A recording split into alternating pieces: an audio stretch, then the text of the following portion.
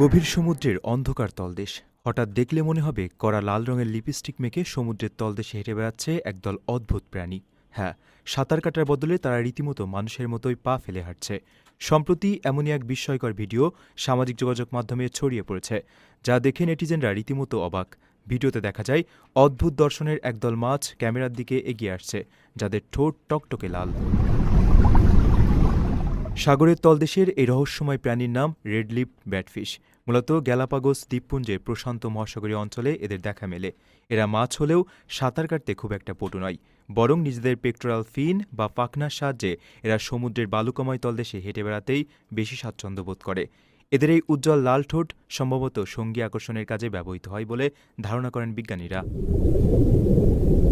প্রকৃতির এই অদ্ভুত খেয়ালের ভিডিওটি মুহূর্তেই নজর কেড়েছে লাখো মানুষের। অনেকেই এদের সমুদ্রের মডেল আখ্যা দিয়ে মজার মন্তব্য করছেন। কেউ কেউ আবার স্রষ্টার অপূর্ব সৃষ্টির প্রশংসায় পঞ্চমুখ। সাগরের গহীনে যে এমন আরও কত শত বিস্ময় লুকিয়ে আছে, এই ভাইরাল ভিডিও যেন তারই এক ছোট্ট ঝলক।